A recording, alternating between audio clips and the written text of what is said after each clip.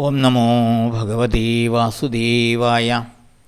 പ്രിയ സജ്ജനങ്ങളെ, എല്ലാവർക്കും നമസ്കാരം. സത്സംഗവേദിയിൽ നമ്മൾ ശ്രീമദ് ഭഗവത്ഗീതയിലെ 12-ാം അധ്യായമായ ഭക്തിയോഗത്തിലെ 14 ശ്ലോകങ്ങളാണ് പൂർത്തിയാക്കിയത്. ഇന്ന് നമുക്ക് 15-ാമത്തെ ശ്ലോകം നോക്കാം. യസ്മാന്നോ ദ്വിജതേ ലോകോ ലോകോ നോദ്വിജതേ ചയഃ ഹർഷാം അമർഷഭയോദ്വൈഗൈർ മുക്തോ യസ്സ ച മേ പ്രിയാ. യസ്മാന്നോദ്വിജതേ ലോകോ യസ്മാത് ന ഉദ്വിജതേ ലോകോ ലോകാന്നോദ്വിജതേ ച യഃ ലോകാത് ന ഉദ്വിജതേ ച യ. ഹർഷാമർഷഭയോദ്വൈഗൈർ ഹർഷ അമർഷ ഭയ ഉദ്വേഗൈർ മുക്തോ യ സ ച മേ പ്രിയഃ.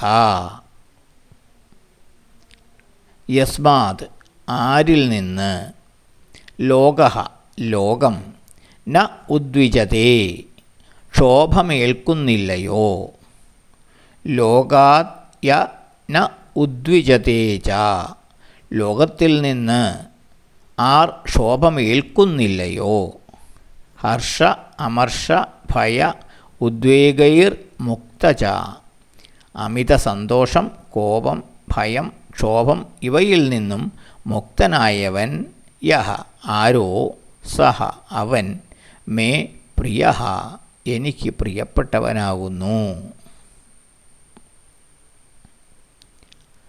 ആരിൽ നിന്ന് ലോകം ക്ഷോഭമേൽക്കുന്നില്ലയോ,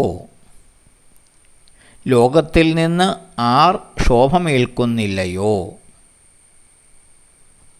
അമിതമായ സന്തോഷം, കോപം, ഭയം, ക്ഷോഭം ഇവയിൽ നിന്ന് ആര് മുക്തനാകുന്നുവോ അവൻ എനിക്ക് പ്രിയപ്പെട്ടവനാകുന്നു.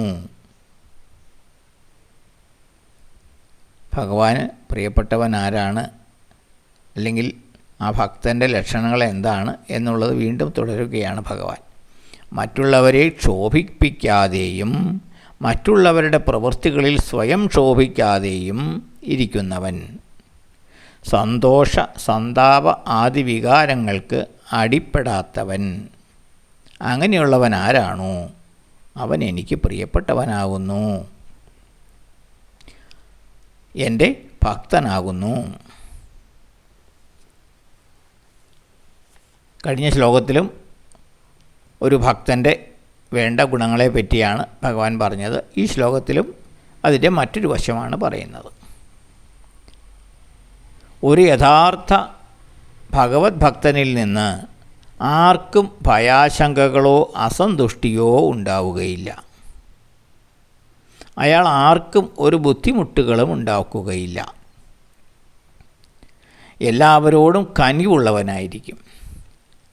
തനിക്ക് ദോഷകരമായ വിധത്തിൽ മറ്റുള്ളവർ പെരുമാറിയാൽ പോലും അത് അയാൾ കാര്യമാക്കുന്നില്ല. മറ്റുള്ളവരുടെ പ്രവൃത്തിയിൽ നിന്നും അയാൾ ക്ഷോഭിതനാകുന്നില്ല. അയാളും ആരോടും ക്ഷോഭത്തോടെ പെരുമാറുകയില്ല. മറ്റുള്ളവർ അത്തരത്തിൽ പെരുമാറിയാലും അയാൾ സ്വയം ക്ഷോഭിതനാവുകയുമില്ല, അസ്വസ്ഥനാകുന്നില്ല. ഭൗതിക വിഷയങ്ങൾ അയാളെ ബാധിക്കുന്നില്ല. അതിനാൽ തന്നെ കോപം, ഭയം, നിരാശ, ദുഃഖം, ദേഷ്യം, അമിത ആഹ്ലാദം ഇവയിൽ നിന്നെല്ലാം മുക്തനായിരിക്കും അങ്ങനെയുള്ള ഒരാൾ. ഈ ഗുണവിശേഷങ്ങളുള്ള ഭക്തൻ ഭഗവാന് പ്രിയമുള്ളവനായിത്തീരുന്നു എന്നാണ് ഭഗവാൻ പറയുന്നത്. അതായത് എല്ലാത്തിനെയും സമഭാവനയോടെ കാണുക. സ്ഥിതപ്രജ്ഞൻ എന്ന് ഭഗവാൻ മുൻപ് പറഞ്ഞിട്ടില്ലേ. സുഖത്തിലും ദുഃഖത്തിലും ലാഭത്തിലും നഷ്ടത്തിലും എല്ലാം ഒരേ മനസ്ഥിതി കാത്തു സൂക്ഷിക്കാൻ കഴിയുന്നവൻ, അങ്ങനെ ആ സ്ഥിതപ്രജ്ഞഭാവമുണ്ടാകുന്നവൻ അവനാണ് യഥാർത്ഥ ഭക്തൻ. അഥവാ യഥാർത്ഥ ഭക്തൻ ആ ഭാവത്തിൽ എത്തിച്ചേരുന്നവനാണ്. അവരെനിക്ക് പ്രിയപ്പെട്ടവനാകുന്നു. ഇതാണ് ഭഗവാൻ ഈ ശ്ലോകത്തിലൂടെ പറയുന്നത്. അടുത്ത ശ്ലോകം നമുക്ക് അടുത്ത ദിവസം നോക്കാം. എല്ലാവർക്കും നന്ദി, നമസ്കാരം. ഓം നമോ ഭഗവതേ വാസുദേവായ.